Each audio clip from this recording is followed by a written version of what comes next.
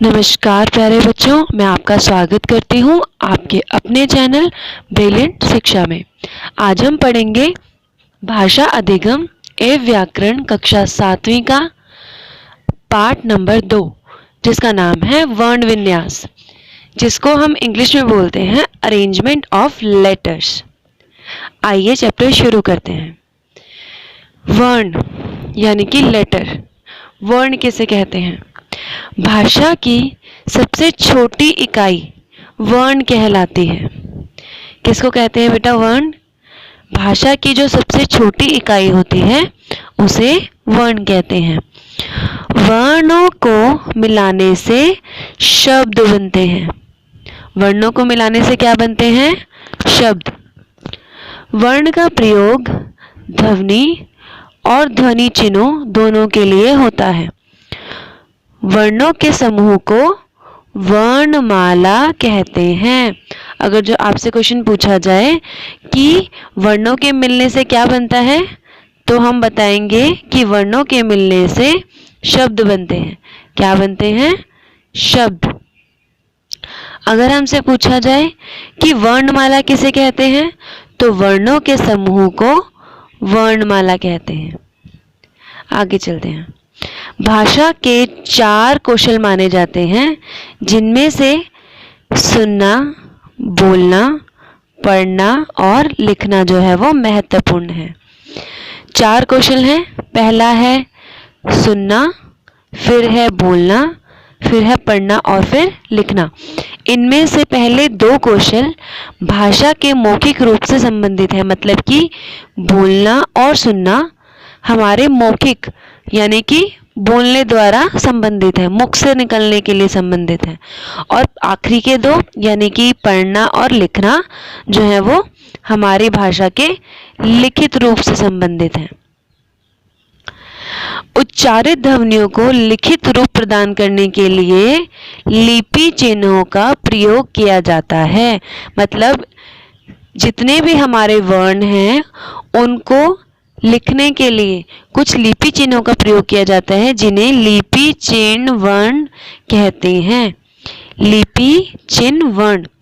तो इससे हमें क्या पता लगता है कि वर्ण किसे कहते हैं? सबसे पहली बात तो कि भाषा की वह छोटी इकाई जिसके टुकड़े ना किए जा सकते हों उसे वर्ण कहते हैं। जैसे कि अ से लेकर जितने भी हमारे स्वर हैं, या फिर क से लेकर जितने भी हमारे व्यंजन हैं, ये सभी वर्ण के भाग हैं। अब हम पढ़ेंगे कि जो वर्णमाला है उसमें कितने वर्ण होते हैं टोटल। अगर जो आपसे पूछा जाए कि वर्णमाला में कितने वर्ण होते हैं, तो वर्णमाला में 52 वर्ण होते हैं। उसके बाद कुछ इंपॉर्टेंट पॉइंट्स हैं, इसी के बारे में है बेटा। क्या कहते हैं वो? हिंदी के वर्णों को अक्षर भी कहते हैं। हिंदी के वर्णों को अक्षर भी कहते हैं क्योंकि उनका स्वतंत्र उच्चारण होता है। क्योंकि बेटा जितने भी वर्ण हैं हम उनको स्वतंत्र रूप से उच्चारित कर सकते हैं, बोल सकते हैं, इसलिए उनको अक्षर भी कहते हैं। स्वर तो अपनी प्रकृति से ही अक्षर होते हैं, परंतु जो व्यंजन होते हैं उनके साथ आ जो है वो जुड़ता है। जैसे कि आपको एग्जाम्पल भी दिया है कि अगर जो हमने क बनाना है तो उसके लिए क्या होगा? क और अ जो है वो मिलेगा, तभी वो पूरा क बनेगा। जैसे कि फॉर एग्जाम्पल मैं आपको बताती हूँ कि अगर जो आपको पूरा द बनाना है, ठीक है, आपको बनाना है द, तो उसके लिए आपको क्या करना पड़ेगा? द के पैर में हलंत और अ। ऐसा आप हर शब्द के साथ करेंगे। अगर आपको ख बनाना है, शब्द ख बनाना है, तो आप क्या करेंगे? पहले ख बराबर में आपको क्या करना पड़ेगा? ख के पैर में हलंत और प्लस में आ, तभी आपका ये पूरा ख बनेगा। आगे चलते हैं। कई बार किसी ऐसी स्थिति बन जाती है कि स्वर रहित व्यंजन का प्रयोग करना पड़ता है। इस स्थिति में नीचे हम हलंत लगाते हैं। जैसे कि अगर जो हमें कहीं पे आधे शब्द का इस्तेमाल करना है या फिर कम ध्वनि वाले शब्द का इस्तेमाल करना है तो उसके पैर में हमें क्या लगाना पड़ता है? हलंत। हलंत ऐसे लगाते हैं बेटा। उसके बाद देखो क्या कहते हैं वो, ड और ढ हिंदी के विकसित व्यंजन हैं जो स्वर में नहीं मिलते, जो संस्कृत में नहीं मिलते। मतलब ये ऐसे शब्द हैं बेटा जो हिंदी से विकसित हुए हैं लेकिन संस्कृत भाषा में नहीं पाए जाते।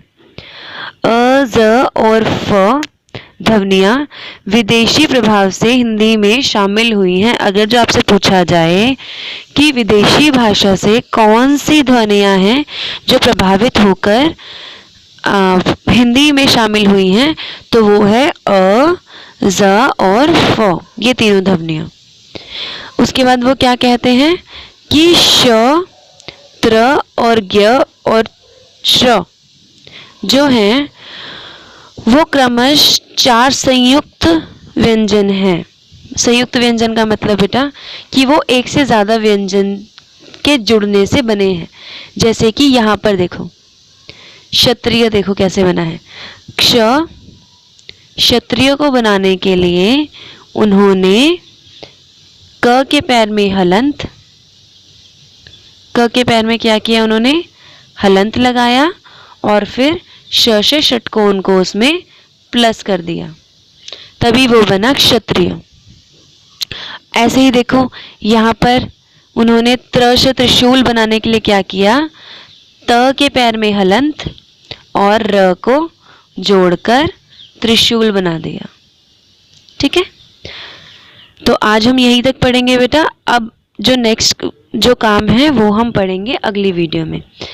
अगली वीडियो में हम पढ़ेंगे स्वर किसे कहते हैं और व्यंजन किसे कहते हैं। Thank you so much. अगर जो आपको इसके बारे में कुछ भी पूछना है तो आप कमेंट बॉक्स में अपने क्वेश्चंस डाल सकते हैं।